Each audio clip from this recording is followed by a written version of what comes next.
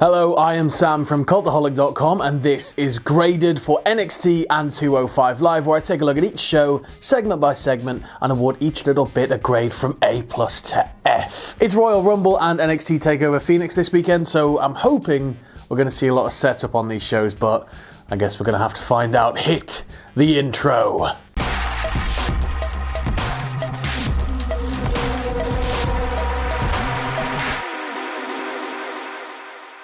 We're going to start things off as we always do with 205 Live. Look at my purple tie for 205 Live. And why? Why is Aiden English here? Jesus Christ, he doesn't look like he wants to be here. He doesn't sound like he wants to be here. He's just sat there, just looking depressed.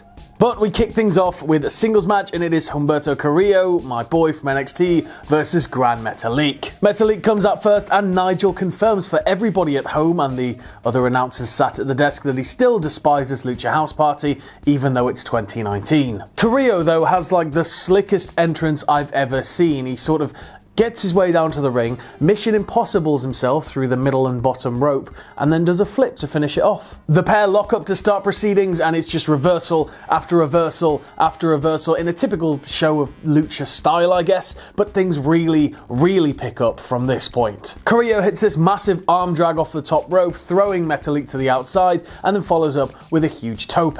He's very on top in the early stages of the match, despite his age and experience. Carrillo quickly tries for a couple of pins, but he can't put Metalik away. He then drags Metalik to the corner, looks as though he's going to climb the top rope, does the Del Rio finger wave thing. Is that just a Mexican wrestling thing, or is it like...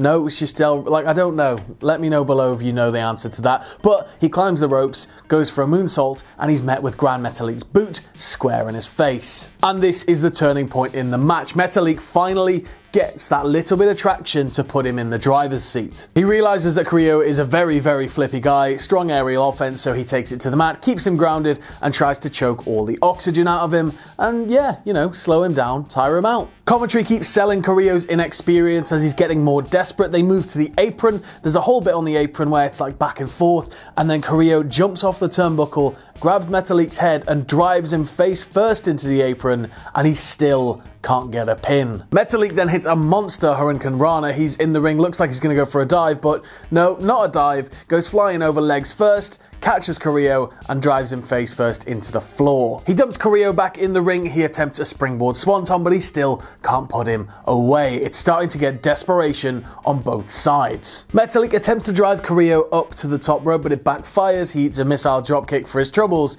and then Carrillo hits his finish. And this is where I'm going to need to refer to my notes, as it's quite a hard one to describe. So my notes here read: Carrillo's finish is like he does a handstand on the top rope before dropping his body legs first into the top rope and flipping backwards onto the prone opponent, kinda like an Arabian press. It's basically an Arabian press, but with some weird yoga elements to it beforehand. It's quite strange. I'm going to give this one an A-. I'm a huge fan of Carrillo, and I think by putting him in there with a very capable Gran Metalik, it was just a really strong idea to do that. We got to see him really bust out his arsenal to pick up the win, and the storytelling from both men was really nice, especially when it entered the desperation phase of the match. We then go backstage, and Drake Maverick tells Drew Gulak and Jack Gallagher that Humberto Carrillo is the future of 205 Live. Gulak just screams into his hands as he walks away, and Tony Nese walks into shot. Nese demands a rematch with Dar tonight. He wants it right now. He doesn't want to have to wait for it, but Drake Maverick says, it's Rumble this weekend, you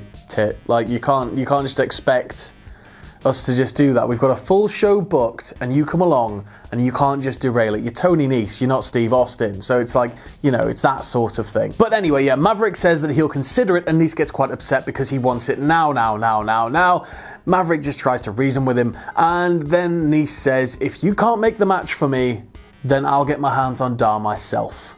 So I'm assuming this means that whatever Noam Dar's up to, Tony Nese is just going to ruin it. He's just going to ruin it until he can finally have that match to determine who's the better man. We then have a backstage segment with two of the competitors from tonight's Triple Threat main event telling us why they're going to win. Tozawa tells us that he didn't travel all the way from Japan to come to America to be a joke. He came here to make a name for himself in WWE, and he will be a two-time Cruiserweight champion when all is said and done. Lucha House Party then goes to Lince Dorado and Kalisto, and Kalisto says, if I win the belt, we've all won the belt. You can't freebird a singles title. That's not how it works, and I'm not going to be putting up with any of that piss. That absolute piss. If that's the case, like if Kalisto wins the belt, not that he's going to, because I don't think he's going to, but if Kalisto was to win that belt, or any member of Lucha House Party, and they all just pick and choose who defends it, no, absolutely not. We then go back to the ring for tonight's main event, and as people are making their entrances, we hear from Hideo Itami, but mainly from Daivari. Now, if you remember last week, Hideo Itami was apparently quite hungry, and Daivari confirms again that Hideo Itami is still quite hungry, and the only thing that's going to satisfy his hunger is the gold. And essentially, until he gets the gold, he's going to be a super dangerous person to be around. Itami then cut some sort of promo in Japanese. As music started playing, we saw him walk through the curtain on the backstage camera, which was lovely, and the match kicks off. Except it doesn't kick off because all three men are in the ring, they're getting ready, they're looking at each other, who's going to attack who first, and Buddy Murphy's music hits because, you know, of course it was going to hit. He's going to come down, he's going to sit at ringside, he's going to talk a bit of crap about them, and he's probably going to get involved with the finish, isn't he? Itami very quickly takes control of the match before Kalisto manages to dump him to the outside, and then Tozawa manages to dump Kalisto to the outside. And it gets a bit mental here, so I'm just going to refer to my notes. Itami then dumps Kalisto into the ring steps, smashes Tozawa into the crowd barriers, kicks a returning Kalisto in the face, and then carries back on, tearing Tozawa apart back in the ring. Itami keeps going back to the outside to make sure Kalisto's still groggy, just, you know, give him a couple of kicks, goes back in the ring, gets a hold of Tozawa and chokes the life out of him. He's very, very much in control of this match. Tozawa manages to Hulk up out of Itami's hold. He hits him with a Hurricane Rana, he hits him with a backdrop, and then just as Kalisto springboards himself into the ring, he drop kicks him square in the face. Tozawa then dumps Kalisto to the outside, goes for a dive, gets cut off by Itami. Itami can't quite make the 3 count because Kalisto jumps in at the last minute, but Itami's aggression at this point is completely off the scale. The 3 then start exchanging blows in a triangle, with Itami coming out on top and then Tozawa slightly gaining the upper hand. We then get a weird double superplex setup spot. It's going to be delivered to Itami, and then Buddy Murphy crashes the ring. Murphy sets up a Tower of Doom, he takes all 3 men out, he starts stomping all over him, but Kalisto is able to hit Salida del Sol and gets him to spill out of the ring, and Tozawa hits this massive dive. So that's Murphy taken care of, but there's still a match at hand. Kalisto comes flying over the top rope and nails Tozawa. Itami, who'd been resting on the inside, capitalizes on this, and once Tozawa's back in the ring, hits him with a Falcon Arrow, but it's like 2.99999. It's such a close fall. Tozawa then lays in the strikes, and Kalisto hits a high springboard crossbody, but it's still not enough for the win. There's an awkward bit where Kalisto takes Tozawa to the top rope for what looks like it's going to be sort of a top rope Hurricane Rana, or a Super Rana as they were calling it, and it looks a little bit botchy because Tozawa holds on and Kalisto just drops to the floor, but it did its job because Tozawa then goes for his massive senton, misses, and then everything goes a bit sad and wrong. That's right, Itami reappears, hits the Sakura knee strike on Tozawa, and picks up the 3. Daivari then runs down, and there's a stare down between Daivari, Itami, and Murphy. I'm going to give this one an A. It was full of excitement, full of drama, full of really good storytelling, and it was the perfect setup for the Rumble match. Itami's finally starting to look like the absolute monster that we've heard he can be. Tozawa looks deadly serious for the first time, like properly deadly serious, and Kalisto just low-key reminding us why he's actually a really, really good wrestler. So I think all in all, I'm going to give this episode of 205 Live an A-. I think it set everything up for Rumble weekend perfectly. I can't wait to see the 4-way. I really don't know who's going to win it. I'd like to see it come off Buddy Murphy because I want to know what the whole Tony Nese backup plan thing was. Can we just do something with that? Can we bring it back? Because you were talking about it for ages and now it's just not a thing. Oh, and it's really annoying. I don't really care about another match for Noam Dar. I want to know what this backup plan is. But anyway, on to NXT. That's right, lovely tie change. And we kick tonight's episode off with Ricochet arriving at the building and Velveteen Dream making his way to the ring. Dream tells us that he has something special in his sights, and that something special is the North American Championship. He's very quickly cut off by Adam Cole and Bobby Fish. Adam Cole reminds Velveteen Dream that 2019 is the Undisputed Era's year, and then Fish gets on the mic and just tells Dream that he should be ashamed of himself. Dream says that he's ready to dispute the Undisputed Era and every single thing that Bobby Fish just said, so long as it's okay with Adam Cole. An enraged Fish storms the ring. Dream manages to dump him to the outside and escape before getting shouted at, and there's a weird little stare down, and it essentially sets up tonight's main event. After a quick ad break, we go straight back to the ring, and it's Burch and Lorcan versus Marcel, Barthel, and Fabian Eichner. Burch and Lorcan are still on that whole redemption trip. They want to prove they are the best tag team NXT has to offer, so they really need a win here to carry on that momentum they've been building. Lorcan and Barthel start things off with Barthel getting the advantage quite quickly, drives him into the corner, and him and Eichner just start taking turns. Burch then gets the hot tag and cleans house with a series of strikes and a massive missile dropkick. He tags in Lorcan, they go for their double team finish, but Barthel manages to pull them apart. Barthel hits the air raid crash on Burch and both spill to the outside, and Eichner and Lorcan take centre stage. Eichner gains all the momentum here, Barthel's back in the corner, and then the pair start working together again to isolate him. Eichner hits some sort of semi-deadlift, he sort of pulls him up from 90 degrees and then hits a brainbuster, which is quite mean looking. Barthel hits a tope to the outside. Eichner then hits a picture-perfect double springboard moonsault, but he still can't get the 3. Lorcan then goes up on Eichner's shoulders, Barthel connects, and while he's falling, he's able to roll. Lorcan is able to roll underneath, grabbing Eichner's leg and rolling into a single leg Boston Crab. Barthel then makes the save on the submission attempt, and everything goes a little bit mental. Lorcan then connects with strikes to Eichner before hitting a massive dive. Eichner then hits a frog splash plancher, wiping everybody out. He rolls Lorcan back in the ring, but then Lorcan, sneaky, cheeky Lorcan, manages to pick up a roll-up for the 3. I'm going to give this one a B+. It was just a really, really nice match. I just really liked it. I like the fact that Burch and Lorcan have that momentum carrying on, but I'm sort of worried that if they don't pull the trigger on them soon, it's just going to go nowhere. They've been on this redemption trip for a while, and they've got to do something with it. They've really got to do something with it, because you can't just have them keep going over everybody in this attempt to win the belts if they're not even going to get attempts at the belts. We then go back to the ring for Tanea Brooks and Amber Nova versus Io Shirai and Kairi Sane. So we're keeping it with tag action tonight, heading straight into a women's tag bout. Shirai and Nova start things off with Shirai really being able to show off her athletic abilities, doing some mental backflips. It just looked ridiculously good. She then tags in Sane, and after some light double team action, Sane takes control. After a distraction, Brooks is then able to get the tag, and she uses her natural size and strength advantage to take care of Sane. Sane then manages to drop Brooks, and Shirai gets the tag. Shirai then gains control quickly, hitting the Tiger Feint kick and then hitting a springboard double drop kick, because Amber Nova had just reappeared in the ring, I guess to just eat the kick. Sane and Shirai then help each other with a double team assisted elbow and moonsault, sort of standing moonsault type thing, and they pick up the win. As far as squashes go, it was a good match, but I think I'm only really going to be able to give it a B-.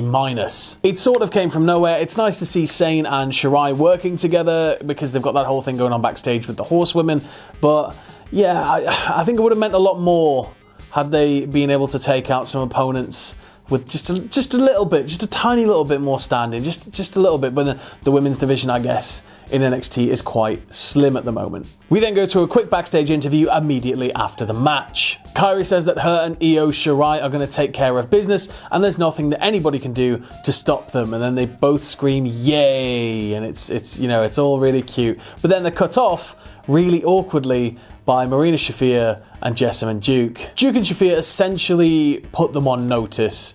They go, oh, well, let's see how much business you can take care of when we beat you. And it had all the enthusiasm of what I just did there. It was a little bit uncomfortable. But we go back to the ring for tonight's main event, which is Bobby Fish versus the Velveteen Dream. Dream is wary of Adam Cole on the outside in the opening moments of this one, and Bobby Fish uses that to his advantage. Despite Fish's slight advantage, Dream is able to overcome his defenses with a standing dropkick and an axe handle off the top. Fish peels to the outside and Dream follows. After a little bit of an exchange, Dream sends Fish flying off the apron before coming off the top rope to the outside with a double axe handle. Back in the ring, and the pair start to exchange strikes, back and forth, blow for blow, that type of thing, but Adam Cole is able to distract the Velveteen Dream, and Bobby Fish uses this to his advantage, grabbing him by the leg, taking him outside, and nailing him with the dragon screw right into the crowd barrier. Back in the ring, Fish starts laying in the kicks and strikes. Dream's leg is killing him, but Fish still can't put him away even when he attempts a pin. Fish then locks in a single leg Boston Crab, but Dream is able to roll out of it and eventually is able to hit a drop kick from the top rope. Dream then starts taking strikes to Fish, driving him into the corner, hitting him with a spine buster and a purple rainmaker. But after the landing of the purple rainmaker, Fish is able to retain control of the leg, rolls through and locks in a horrible horrible looking knee bar. Dream is selling like an absolute beast. He is in so much pain here, and he's desperately trying to claw closer and closer to the ropes, and he gets to a point where he's centimeters away, and Adam Cole just pulls the rope back slowly, but Cole is just out of the referee's eye line, so this goes on for a while, and then the ref finally catches him, and everything is a bit like, oh no, don't suspend him, don't throw him to the back, don't throw the match out, and Dream is slowly getting back to his feet in the background. Dream initially tries a roll-up, but he can't get the 3, and then so he rolls through into a fireman's carry, but because of the injured leg, he can't sustain the weight of Bobby Fish. He's able to send Fish to the outside for a second, recuperate, back in the ring, hits the Dream Valley Driver and the Purple Rainmaker, and quickly picks up the win. I'm going to give this one an A-. The storytelling was on point. Dream is he just looks like $1 million. The selling, the storytelling, everything about him, the ring awareness, everything. It's just must see. Everything's just must see. We then go to the sort of real main event of the night, I guess, the last thing you see before the episode goes off the air, which is an in-ring segment with Ricochet opening the proceedings. Ricochet tells Johnny Gargano that he is not better than Ricochet, he is a coward. He says that Johnny hasn't changed, all he's done is show the world his true colours. He said that all Johnny cares about is himself, and Ricochet, on the other hand, has proven to everybody that he's something that Johnny Gargano is not, and that is a true champion. Gargano then comes out and says that old him would have probably just rushed the ring, but not 2019 Johnny Gargano. 2019 Johnny Gargano always has a plan. He then rushes the ring. He rushes the ring. Ricochet is able to take advantage and dump Johnny to the outside, and everybody's like, yay! And then everybody starts going wild, so you know somebody else has come out, and it's not what you're expecting. It's Tommaso Ciampa. Tommaso Ciampa just rocks up and starts attacking Ricochet. So Ciampa takes out Ricochet, and he and Gargano have a stare down. Gargano then continues to attack Ricochet on the outside, and while Ciampa's walking around in circles in the ring not knowing what to do, Aleister Black comes out and starts kicking the living crap out of him. Gargano then sees that Ciampa's being attacked by Black, and he doesn't know what to do. He's sort of trying to work out what he should be doing. He looks down at Ricochet, looks at Ciampa getting attacked by Black, looks down at Ricochet, looks at Ciampa being attacked by Black, and then he decides, screw it. And he jumps in the ring and he lays out Black with a super kick. The pair then beat down Ricochet and Black, and they stare at each other across the ring as commentary really sells a potential DIY reunion. So both men are now on the ramp. Ciampa is walking backwards. He's walking away from Gargano as Gargano steps toward him, like Gargano is pursuing him up the ramp. And then both reach the top on the stage. And Ciampa again is taking steps back as Johnny's walking a bit toward him, and then they both pause. There's this little awkward moment where they're both looking at each other and nobody's doing anything, and then Johnny starts to walk toward Ciampa, sort of, I guess, to shake his hands or hug him or do something like that, but Candice quickly makes the save, and she tells him that's not going to happen. Get to the back, like this isn't who you are anymore, don't do this, do you really want to do this, stop it, you're an idiot. Get in the back, Johnny. Get in the back. I don't have any other option than to give this one an A, really. Mainly because of the continuation to the Gargano-Ciampa story, Candice's involvement, and just nobody knows what's going to happen. What's going to happen? What's going to happen? It's just added so much more tension to TakeOver Phoenix. It just feels like something big is going to happen, and nobody knows quite what it is yet. And in terms of an overall grade for NXT this week, I'm going to give it an A. I think it achieved everything it needed to do before TakeOver, and it's kept me interested in the Gargano-Ciampa story. Just yet another twist in the story. As I said, I think it's going to have some sort of major repercussions at TakeOver Phoenix, but I guess we're just going to have to wait and find out. So that's been graded. I'm Sam from Cultaholic.com. You can follow me on Twitter here. You can follow all of us at Cultaholic. If you like what we do here at Cultaholic, you can check us out on Patreon. That's patreon.com/Cultaholic. And no matter what you do, don't ever forget to hit subscribe and join us.